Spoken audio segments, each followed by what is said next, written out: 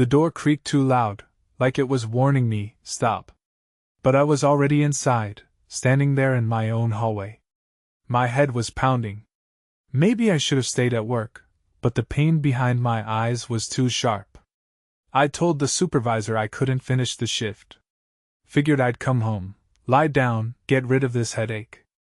Then I saw her car outside and got this strange feeling in my gut. She was home too early. Usually she'd still be gone another hour. But I wasn't thinking about that too much. Just wanted some peace. I turned the doorknob to our bedroom. It wasn't locked, not even fully shut. I heard a soft voice first, something low and breathy. That voice didn't sound like hers. At least not the voice I knew. And I realized I was hearing two sets of breathing, real close. Like someone was half whispering and half laughing under the covers. I froze. Right then I knew. You just do. My headache pounded harder. My mouth went dry. I stood there, half behind the door frame. My eyes landed on a leg, his leg, hanging off the side of my bed. My bed. I stared at that foot, that hairy calf. It made me feel sick. I wanted to yell or maybe step forward, but I couldn't. I just stood, holding my breath. She said something, I couldn't catch it. Then he shifted, and I saw his bare hip, half covered by our sheets. My sheets. Something inside me went numb. Eventually, I let out this shaky breath. It felt like the walls were caving in. I managed to say one sentence. Don't know how it sounded. Probably hollow. I said, "Don't get up. I'm not blind." My own words shocked me. I didn't scream them. Just stated the fact. Don't get up. There was a rustle, like they thought I was about to do something big. But I didn't.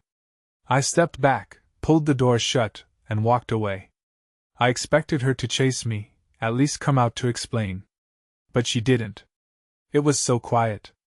I waited in the kitchen for a minute, leaning on the counter, my head throbbing. The fridge was humming. My pulse was in my ears. Upstairs I heard nothing. That silence was like a slap. I opened the fridge, stared at a carton of milk, closed it again. Didn't drink. Didn't think. Just left. I sat in my truck, eyes on the dashboard. I might have started it, but then turned it off. I was shaking a little. Not anger yet, more like shock. This was real. Our marriage, our kid, our life, everything felt like it collapsed in 30 seconds.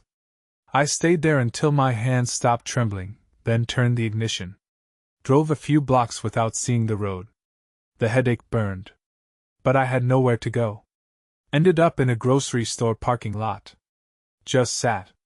The manager from work texted me, something about my shift. I ignored it. My phone buzzed a couple more times, her name on the screen. I didn't pick up. Eventually, I called a motel. Booked a room for the night. Didn't tell them why. They didn't care. I used a credit card, the one I paid for. I collapsed on the bed, stared at the stains on the ceiling. My mind wouldn't shut off. It replayed that half-open door, that leg on my sheets, the hush in her voice. I felt sick to my stomach. But I didn't throw up. Just lay there until sunrise, counting every minute. So that's how my day ended. Morning came, and I found myself remembering old times for no good reason.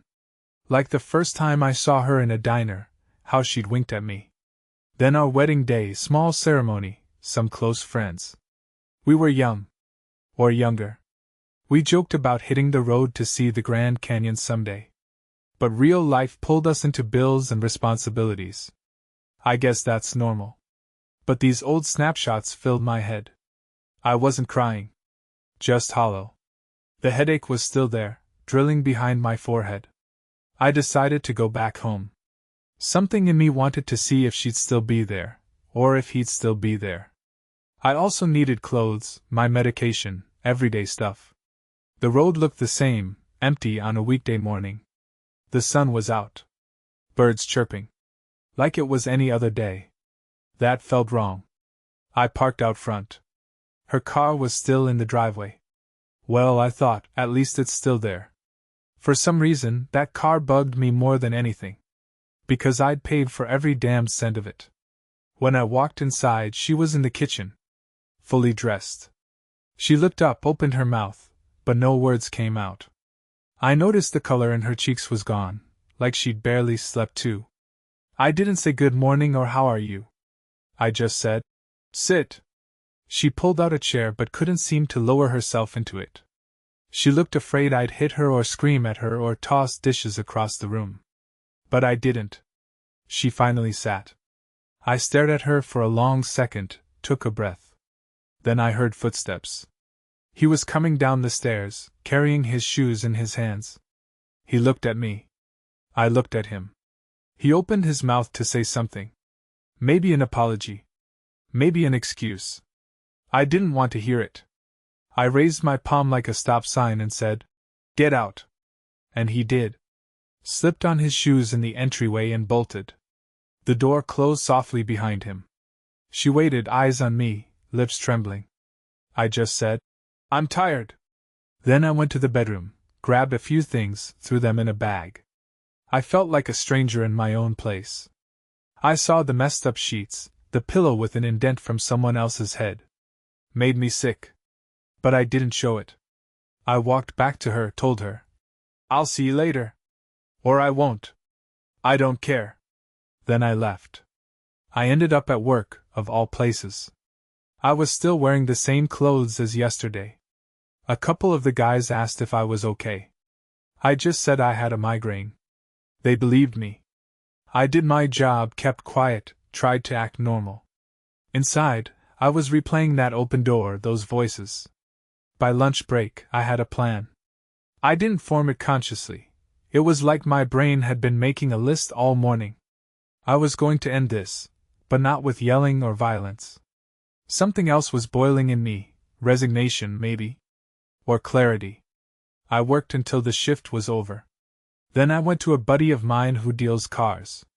Not a close friend, more like a guy I knew from around. He buys and sells, no questions asked. I said, "I have a car to unload, quick." He gave me a look, asked if it was stolen. I said it wasn't. The title was in my name. He nodded. "Bring it in. I'll cut you a check." That was enough for me. I drove back home. She wasn't there. Maybe she'd gone out, or maybe she was at a friend's place. Didn't matter. I found the keys to her car on the counter. I took it to my buddy's lot. He gave me a decent price, lower than it was worth, but I didn't care. I signed it over, pocketed the check. Then I called my bank. Asked them about the joint account. They said I could move money however I wanted since it was under my name primarily. I said, "Fine, let's do that." Transferred everything into my personal account. Didn't leave a dime. Next, I called my insurance company. Had them remove her from my car insurance, medical, everything. Told them it was a change in marital status. They processed it. Called the cable and internet companies too, cancelled the plans. I had enough mobile data on my phone. That was all I needed. Something in me felt ruthless, but also calm. Like I was shutting a door, turning a key, finalizing it. No second thoughts. I went to a diner afterward, ate a hamburger by myself, stared out the window. Thought about the last time we'd been there together. Must have been a year ago. We'd laughed about something silly. Felt like decades had passed since then. I don't remember sleeping that night. Maybe I dozed off in the truck or found a cheap motel again. Everything blurred. The next morning, I went back to the house. She was getting ready to leave, probably for work, or the gas station, or something. But she couldn't, because her car was gone, her credit cards were empty, her phone plan might have still been active, but she didn't have a dime in her account. She was stranded. She stood there on the porch, looking helpless. I walked up behind her. She turned, confusion in her eyes. She tried to speak, but I held up my hand. I said, "You're on your own. From now on, you handle yourself. You want gas? Figure it out. You want coffee? Figure it out. You want to live? Figure it out." She opened her mouth, but nothing came out. I stared at her, and for a moment I felt a sting. 10 years of marriage undone in a day. But that sting didn't stop me. I left her standing there, keys in my hand. Got in my truck and drove off. Didn't know where I was going, but I was done standing on that porch, done sleeping in that bed. I felt hollow, but also sure there was no turning back now. Later that day, I went back home again, because not everything was resolved. We still had shared stuff, a mortgage, a kid. I had to gather my thoughts. She wasn't in the house, so I walked from room to room. Ended up in the hallway closet where we kept old photos. Big plastic bins full of pictures, frames, some random keepsakes. I spotted one particular box of her photos, school snapshots, baby pictures, old family gatherings, her grandparents, that kind of thing. Also pictures of me and her together. I pulled them all out, one by one. I didn't cry. Didn't tear them up. Just stared. My hand shook a bit when I saw us smiling at some 4th of July picnic. That memory felt so distant now, like it belonged to someone else. Then I grabbed a spare box, put all her photos in there. Everything that was hers or about her. Put the lid on. Carried it outside. I drove straight to Goodwill. The volunteer there asked, "Clothes or household items?" I placed the box on the counter. Told him, "They're pictures. Family stuff." He gave me a funny look. But I left it at that. He gave me a quick receipt for donation. I stuffed it in my pocket without looking. Drove away. Something about giving away her photos felt permanent. Like strangers might sift through them, see her face, wonder who she was. Maybe hang them on a wall as a joke or toss them in the trash. I didn't care. I just didn't want them in my house, with me. I guess you could say that was my unique way of clearing her out of my life. Not the usual suitcase on the lawn routine. More final, in some odd way. Let the world see her. Let them wonder. That night I slept on the couch. I'd opened all the windows, wanting fresh air. The place smelled stale, or maybe that was just me. I heard her come in around midnight. She closed the front door softly. I pretended to be asleep, but I wasn't. She walked through the living room, paused when she saw me on the couch. I could feel her eyes on me, but I didn't move. Finally, she went upstairs, her footsteps fading. I listened to the silence. I was so used to hearing my kid upstairs, maybe the TV or something. But right then, it was just this empty hush. I remembered the day our boy was born, how I cut the cord, how she cried happy tears. It all felt like a lie now. I told myself to stop thinking about it. But the thoughts wouldn't leave. You don't just shut off fatherhood in a single day. Or marriage. My chest felt tight. But I forced my eyes shut, tried to drift off. Might have dozed for an hour or two. The next morning, I woke up with a stiff neck from the couch. She was already gone, or maybe just hiding upstairs. I didn't care to check. I brewed coffee, realized there was no milk left. Drank it black. Then I made a few more calls, canceled any subscriptions that had her name on them, changed the passwords to my personal accounts, took care of every detail I could think of. Because that's who I am. I handle business. By afternoon, I realized I had to see my boy. He was at a friend's place the night I found them in bed. I'd never told him anything, just let him stay with a neighbor for the week. So I drove over, picked him up. He seemed happy to see me, tried telling me about some cartoon he'd watched. I drove him back home in silence. I didn't know how to explain what was happening. He was 4 years old at the time. He just wanted to show me a drawing he made. A family of stick figures. He'd scribbled, "Mom, Dad," and himself. The dog. It gutted me to look at it, but I forced a smile. "That's nice," I said. "We'll put it on the fridge." My voice sounded like it belonged to someone else. She came downstairs when we walked in, tried to greet our son. He ran to her, gave her a quick hug. I watched them, arms crossed, feeling this gap inside me. She glanced at me, her eyes uncertain. I said nothing. Our boy asked. Mom, can I watch TV? She told him yes, so he trotted off to the living room. We stood there, the two of us, not speaking. She looked like she wanted to talk. I could see a flicker of something, remorse, regret, or fear. But I walked away before she could say a word. I spent the next few days going through motions. Work, come home, avoid her. Sleep on the couch, sometimes in the kid's room when he wasn't home. She tiptoed around me. We barely spoke. I was a ghost in my own house.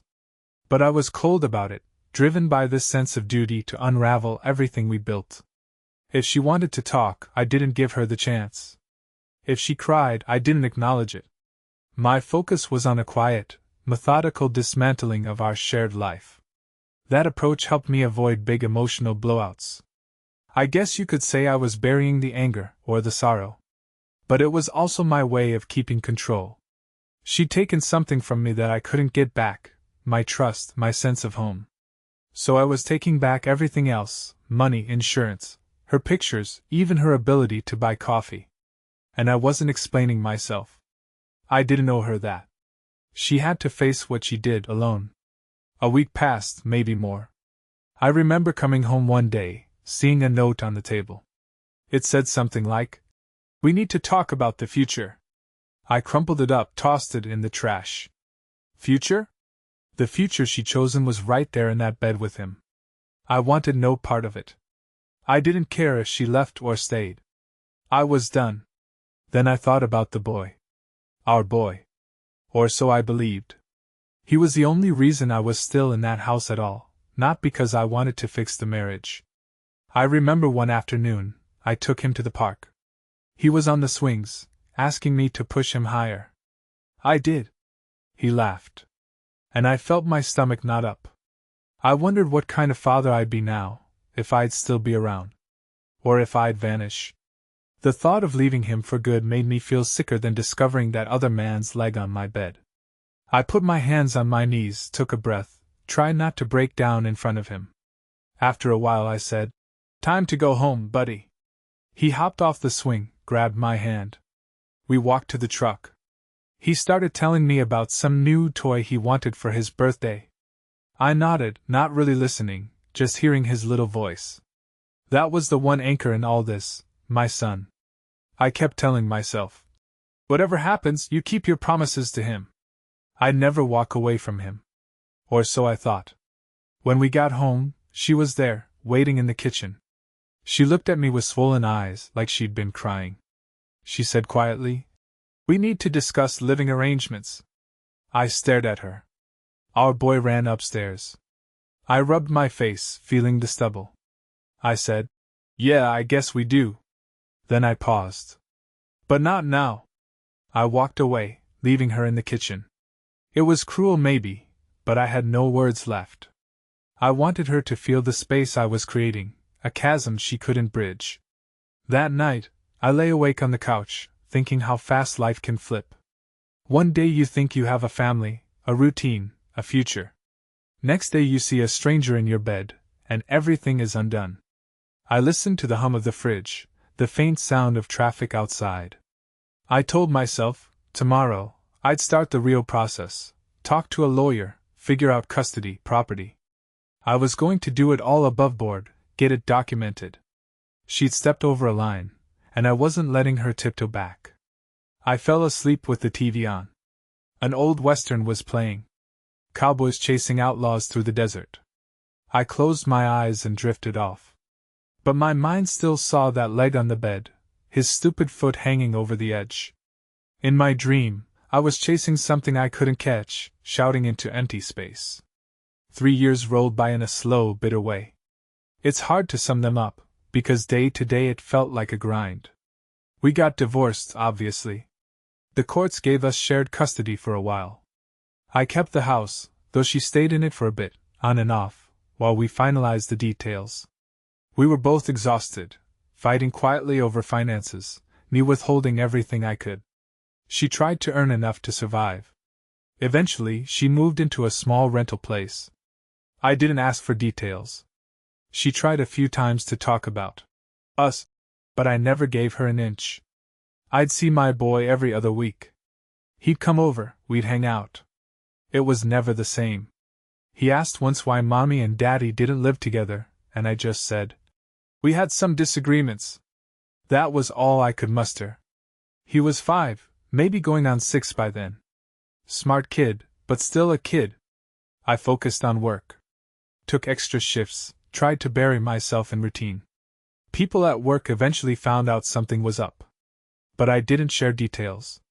Some guessed it was infidelity, some guessed I was having a breakdown. Didn't matter. I just clocked in, clocked out, paid bills, ate dinner alone, repeated. Time passed like that until he turned 7. I remember the day of his birthday party. She arranged something at a Chuck E. Cheese type place. I went, stayed for a bit, gave him a Lego set. I was cordial. We didn't fight. It was awkward, but for him, I showed up. That same night, he was at my house. After dinner, he was brushing his teeth, standing on a stool so he could reach the sink. He turned to me, giggling about something. Then he said, "You know, I have Uncle Eric's nose." I froze for a second. "What do you mean?" He just shrugged, said something about his mom telling him that as a joke. That name, Eric, hit me in the chest. I remembered hearing it once or twice. Her coworker or some old friend, I couldn't recall exactly. But I remembered hearing the name around the time everything fell apart. I muttered something, maybe, "Go to bed, bud." He didn't notice my face. But inside, I felt a cold wave of fear and suspicion. Uncle Eric. Who was that? The same guy I'd caught in bed? Probably. My hands went clammy. That night I couldn't sleep. I stared at the ceiling, thinking back through the years. We tried for a baby for a while, or so I thought. The timeline flashed in my mind, the pregnancy announcement, how she told me the news. The kid's birth date. That name, Eric. Little phrases that never mattered before suddenly sharpened. I felt a tightness in my gut. Could it be? Was I that blind? Around 2 a.m. I got up, went online, started reading about paternity tests. I learned how to do it discreetly, which labs you can send a sample to. They can test hair, saliva, all that. I felt like a detective in my own home, rummaging for a clue. Then I decided on a plan. In the morning, I'd get a swab of his saliva or hair, something. Send it off. Just to confirm. Or, hopefully, to kill this suspicion. Because, God, I wanted to be wrong. Next evening, he was asleep in the guest room. He liked to sleep over on weekends. I took a little brush and gently swiped the inside of his cheek, felt like a traitor doing that to a sleeping child. He stirred but didn't wake up. I sealed the swab, labeled it. My heart pounded. I felt like I was betraying him, but I had to know. I mailed it off the next day. Paid extra for expedited results. They said it'd take a few days. Those days crawled by. I still went to work, tried to focus, but my mind was stuck on this test. I'd never told anyone about it. Not my ex, not my buddies, nobody. It was my private torment. I'd sit in my truck after work, staring at the phone, waiting for an email or a call. My stomach was in knots. Then, one evening, I got the email, results ready. I opened it right there in the parking lot, heart hammering so loud I could hear it in my ears.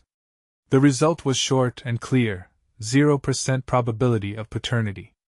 I felt like the ground dropped out from under me. All the illusions, all the memories of his birth, every diaper I changed, every bedtime story.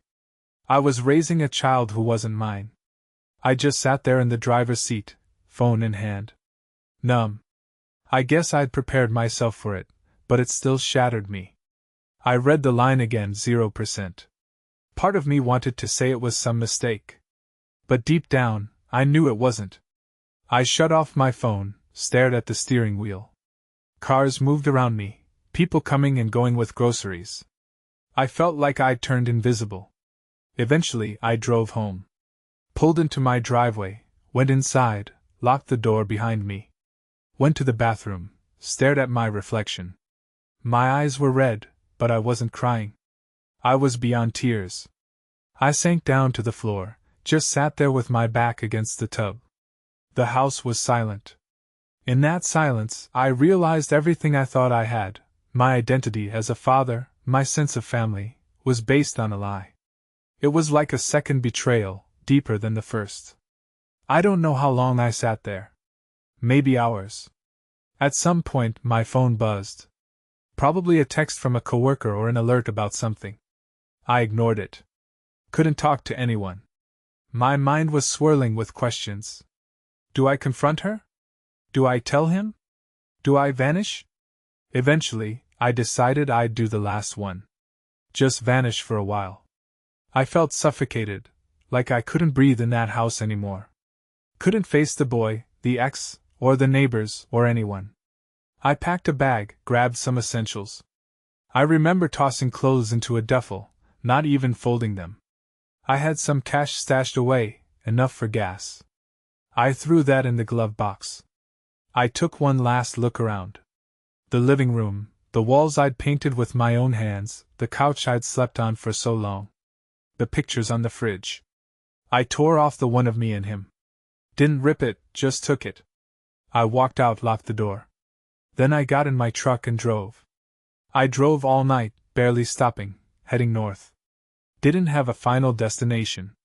At some point, I saw a sign for Montana. That's where I turned. I'd heard it was quiet up there, lots of open land. I wanted quiet. I wanted no one. That's how I ended up at a small RV park outside some nowhere town. Rented a trailer, paid a month in advance. Turned off my phone, except for the times I needed it to check emails for work or pay the bills. Didn't call home. Didn't call anyone. For 6 months, I stayed in that trailer. Woke up every day to the sound of wind rustling in the pines. I'd walk around, maybe fish a bit, sometimes just sit. I wasn't drinking. I wasn't partying. I was just numb. I tried to figure out who I was. Was I a father? A husband? Neither. The word betrayal kept echoing in my head. I'd stare at the photo of me and the boy, wondering if he'd hate me someday. Or if he'd be better off not knowing me.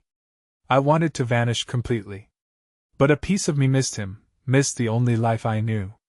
Eventually, the snows started falling. The nights grew colder. Something in me said, enough. You have to go back and face this. I didn't want to. But I also couldn't stay in that trailer forever, pretending I didn't have a past. So I gathered my stuff, got back in the truck, and drove home. Or what was left of home. When I returned, the house was empty. She'd moved out, left it basically how I'd left it, except it felt stale. I walked through each room, flipping on light switches that didn't feel like mine anymore. The fridge was empty except for baking soda. A layer of dust on the counters.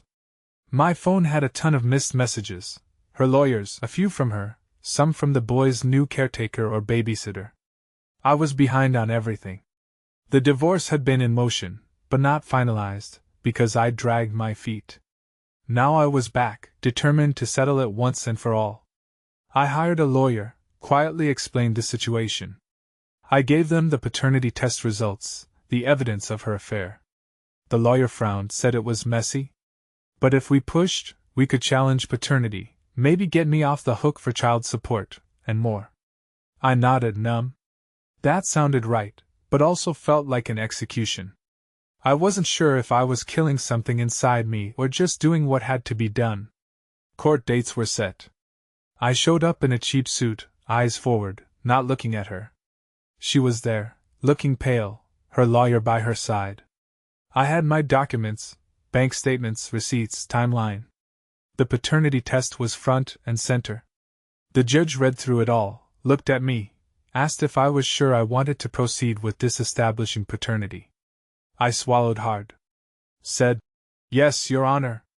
My voice shook a bit. I saw her blink back tears. That moment felt heavier than anything else, this legal acknowledgement that the kid I'd raised wasn't mine. But I stood firm. We went through finances. I showed how I'd supported everything, how she had an affair, how she misled me about the child. It was all businesslike. Cold. The judge eventually ruled in my favor on almost everything. House, bank accounts, no child support. They recognized I'd been deceived. The judge glanced at me and said, "You've handled this with more dignity than most people would." I didn't respond, just nodded. My throat was tight. I wanted to laugh at the irony. Dignity? I felt like a shell of a man, but sure, let's call it dignity. She tried to speak at one point, started to apologize or explain. The judge quieted her. We were done. Paperwork was signed. Outside the courtroom, she looked at me with these haunted eyes. Maybe she wanted to beg forgiveness or say something about the boy. I just walked away. The hallway felt too bright. My lawyer shook my hand, said something about final steps. I nodded. Didn't remember what was said. I just wanted to leave. Word got around. We worked in the same industry, though not the same company. People found out about the affair, the paternity test, the court case. She lost her job. I heard rumors that she'd been let go because of moral clauses, or maybe the co-workers just turned against her. Eric got divorced too. His wife found out the truth. That's all I know. I never reached out. Never bragged about it. Never tried to ruin them. The ruin happened on its own.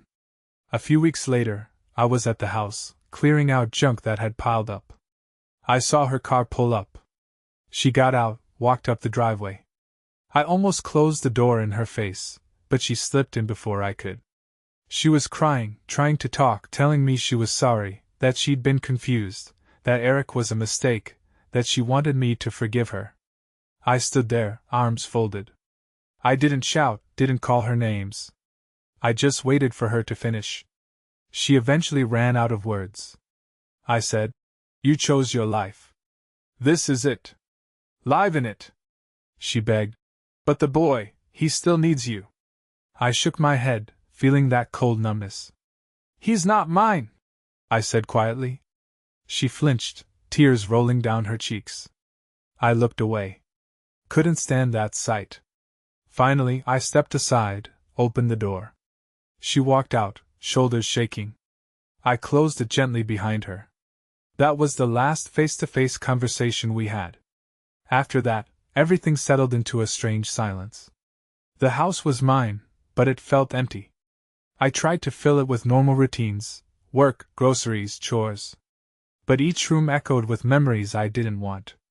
Some nights, I sat in the living room, TV off, replaying every detail of that moment I discovered them.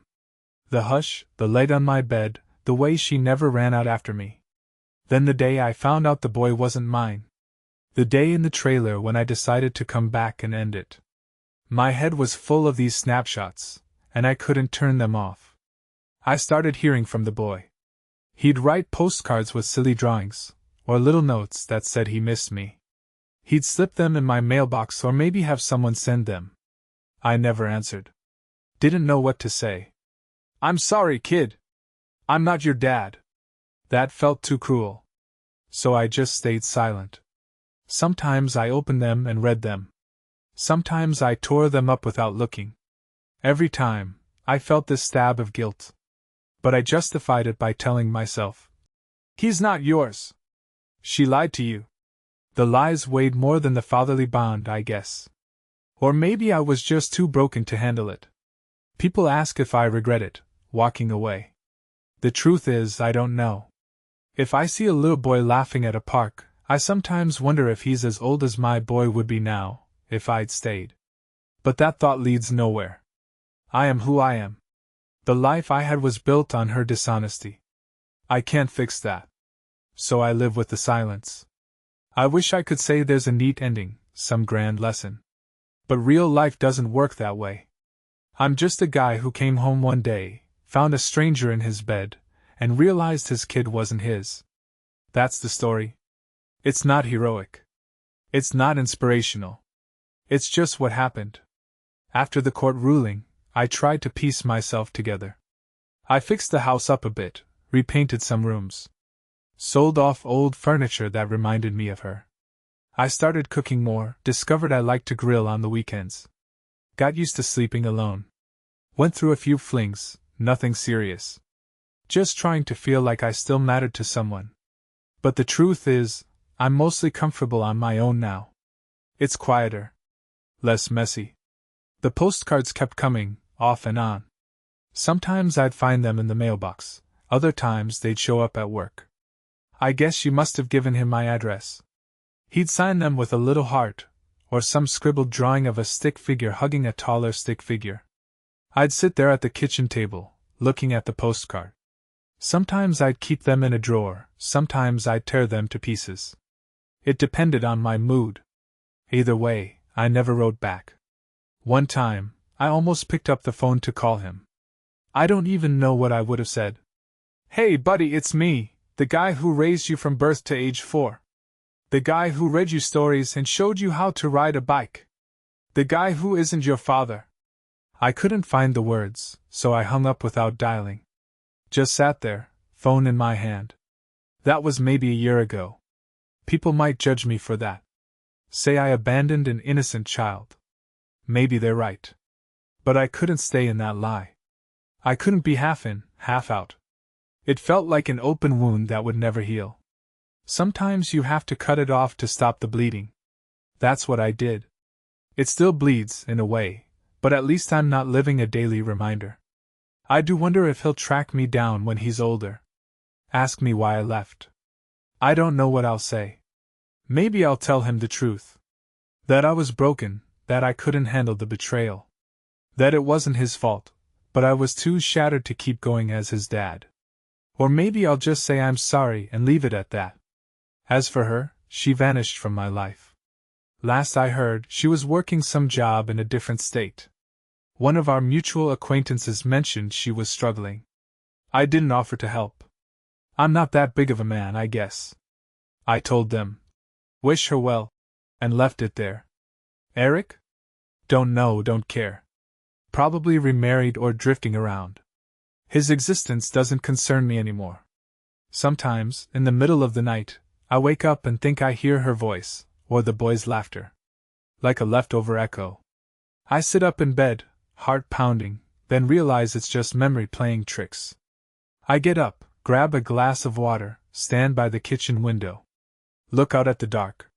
Remind myself I'm alone. And that's okay. I'm not a hero. I'm not a monster either. I'm just a man who did what he thought was right to survive. People say you should forgive, that it helps you move on. But I haven't found that to be true. Forgiveness seems like letting her off the hook, letting him off the hook, letting myself open up to more pain. I chose to shut the door. Maybe someday that'll change. But for now, I live in my own quiet space, minding my own business. I still get the headaches sometimes, sharp and sudden. Maybe it's stress, maybe it's something else. I take a pill, sit down, wait for it to pass. In that sense, not much has changed. My job's the same. My coworkers don't ask about personal stuff anymore, which is fine by me. I clock in, clock out, pay my mortgage, keep the yard trimmed. Some weekends I go for long drives, see the countryside, breathe fresh air. I used to think I'd travel more once life settled, but I never really do. The house anchors me. For better or worse. Every so often, I'll drive by the old diner where she and I used to eat. I'll see couples sitting in the window booth, laughing over pancakes. I get this twist in my stomach, remembering how we used to be. But I don't stop. I keep driving. That's all behind me now.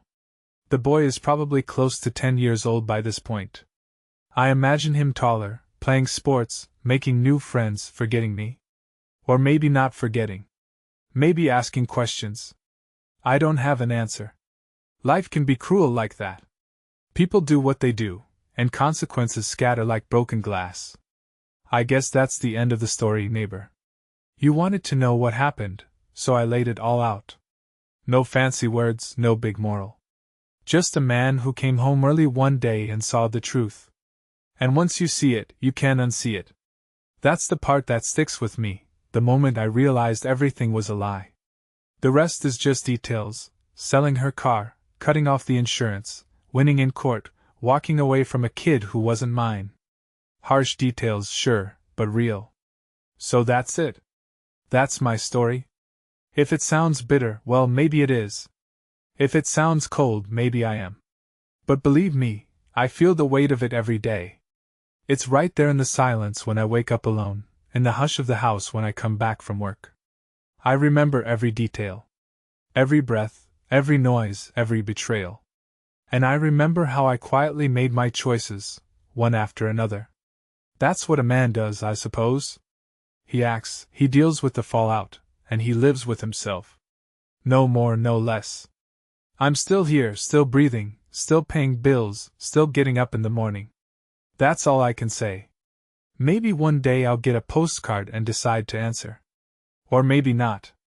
Maybe I'll take these memories to the grave. But for now, I keep going, day by day, with the quiet knowledge of what happened and who I became on the other side of it.